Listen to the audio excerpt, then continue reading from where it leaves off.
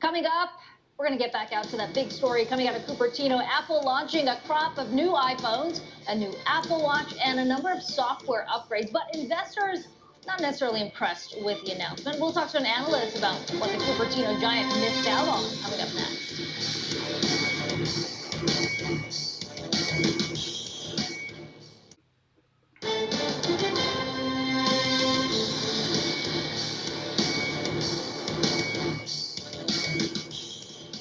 Squawk Box on a Thursday. Your headlines this morning: the dollar drops as risk returns on reports the U.S. has reached out to China to begin another round of trade talks. Wall Street, though, closing pretty flat. At Apple, we're always pushing our products forward and making technology more personal. We hope that you love these new products as much as we do. Apple goes big. The new iPhones unveiled with bigger screens and higher prices. The company also making a bigger push into health with an FDA-approved watch that has an egg monitor. And a shaky start for Tesla's Chinese rival in its NASDAQ debut, but NIO manages to end higher with ambitious plans to expand.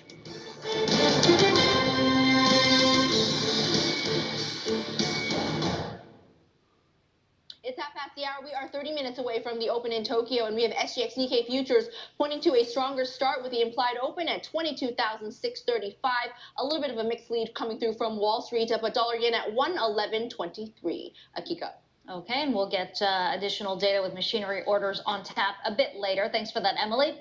Let's get back to that story out of Cupertino. Apple shares falling as it launched a new iPhone and watch, but not before a strong run-up that made it the first trillion-dollar market cap stock. John Ford looks at how the new lineup stacks up. 3 new iPhone 10s and a watch that's an approved medical device. That's what Apple announced at its biggest event of the year.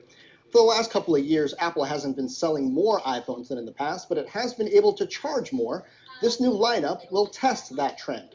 The new iPhone 10 is both more expensive and more affordable. The XS Max has a larger screen and price tag, but the new entry-level XR is less expensive than last year's model. Plus, look, they're taking the size of what was an A+, and because of the way the screen is going edge to edge, you're having what is going to look like the biggest screen that they have. So this is a new effective size in terms of the screen that could induce also some additional people to consider upgrading their phones. Apple's iPhone makes up about 60% of the company's revenue, but the world's largest publicly traded company is also looking for its next leg of growth in wearables. Apple Watch is not only the #1 smartwatch in the world, it's the #1 watch. Is it marked Vena or Vena? Vena. Watch Got it. Electrocardiogram feature. ECGs can detect irregular heartbeats. Chief Operating Officer Jeff Williams told the audience that the watch is the first to have those features receive FDA approval. Health data from the watch will be encrypted on the device and in the cloud. The new watch has a screen that's 30% larger and a new feature that can detect if the wearer has fallen and call for help. It's a growing business for Apple. CEO Tim Cook mentioned on the last earnings call that wearables generated more than $10 billion in sales for the company. ISI analyst Ross Mukin says the ECG capacity is a big deal, saying this update really establishes the company's increasing efforts to push the watch as a serious medical device. Here we go, Mark. It also establishes the watch as a winner. For CNBC Business News, I'm John Fort in Cupertino. Mark Vena is senior analyst at More Insights and Strategy. He joins us live from San Jose, California. Mark, it's good to have you on today. The Apple Watch seemed to be the big story today, even though people were looking at the phones initially. Let me ask you this. Getting the FDA approval, how significant is that? And what does that tell you about Apple's broader ambitions in the health sector? Well, I think it's a big deal. The FDA approval, of course, gives it kind of the good housekeeping seal of approval from a technology seriousness standpoint in the health area. But I really believe that the falling down detection is a huge deal. I think that there's a couple of companies that are probably going to be worried, frankly, what will happen when if that feature works as well. It's purported to work, but I think they're doubling down on health. They're doubling down on accident detection, like falling down, and I think it's going to open up a whole brand new segment of users, frankly, to the smartwatch category, specifically for that functionality. Mark, you point to competitors being maybe concerned here. We saw Fitbit shares down nearly 7% today. How does the announcement today and this new watch allow Apple to position itself in the sector?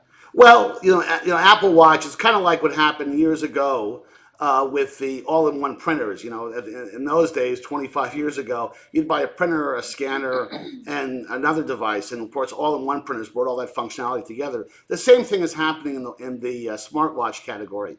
Why have a bunch of devices like your Batman, like a utility belt, when you can have one device that does it all? And I think that's going to put pressure on other companies that have very discrete devices that do very specific functions. So I really think it's going to put a few companies on edge. Let's talk about the phones that were unveiled today. Bigger screens, of course, but also higher prices, with the low end now being at $749. Did it underwhelm? Or was it pretty much what you expected? Yeah, there a little bit of the kind of been there, done that was kind of been baked in today's announcement. Certainly the Max model I think is going to do relatively well with people who are diehard Apple fans who want that bigger display. I think the broader strategic message from today's announcement is that they're really going to borderless designs. You didn't see any fingerprint under glass type of models that other companies in the cell phone sector are doing. They're really doubling down or tripling down on the whole 3D imaging and getting rid of borders. And I think this is kind of a sign of things to come. I wouldn't be surprised if a couple of years from now, border designs will really permeate throughout the entire product line. And I think it was very smart for them to introduce the XR model, because that kind of gives people a taste of all the technology that's available in the more expensive models, but at a somewhat more reasonable price. So borderless screens showing the direction of where Apple wants to take things, but also a lot of focus on the camera that comes with the higher end phone. Here in Asia, we've seen a lot of the Chinese makers really put out phones with very impressive cameras. How does that compare with what Apple unveiled today? I think the camera technology is going to be a big deal. They demonstrated some incredible resolution and incredible effects. There was one particular feature that I thought was incredibly impressive, the ability to change the background from an f-stop standpoint. I thought that was a really, really interesting feature. This whole notion of computational photography, I think, is going to be an interesting type of thing. But I think, people, what I saw, they'll be very, very impressed with the phone camera technology in these new models that were announced. And Mark, let me ask you, with Apple's strategy here. I mean, we're talking about, of course, Apple's business in the U.S. and what this means for consumers who are upgrading, but also they are a global company, of course. I have to wonder what these higher price points mean for Apple's, expansion globally as they look to get into markets like India, where $749 is still a very high price point. Well, there's certainly some concern there, but if any company can pull it off, it's Apple. They have a history of being able to defy gravity from a price point standpoint. Obviously, in economies that are stronger and have much higher family incomes like the United States and Europe, they can obviously get away with that to a degree. It'll be interesting to see how that plays out in more undeveloped countries, like you said. But if any company can pull it off, it's Apple. And the iPhone 10 was an enormous hit for them from that perspective, and I think they're going to continue to push that and see what kind of ASPs can they get for their high-end phones. And I suspect they will have a decent following with these new higher-end models, regardless of where the geography is. And by the way, if you saw the announcement today, they did announce very broad availability, almost on not quite, but almost on a global basis. So there'll be some very, very strong availability for all these new phones throughout the world, and it'll be interesting to see how that plays out. Yeah, it's really interesting to see how things shake down, especially in the face of more and more competition coming out of China. Mark, it's good to get your insights this morning. Mark Vena joining us for more insights and strategy in San Jose this morning. Coming up, getting to the fundamentals. Thank you, sir. You're clear. Have a good day. Hey, thank you very much. And what he believes.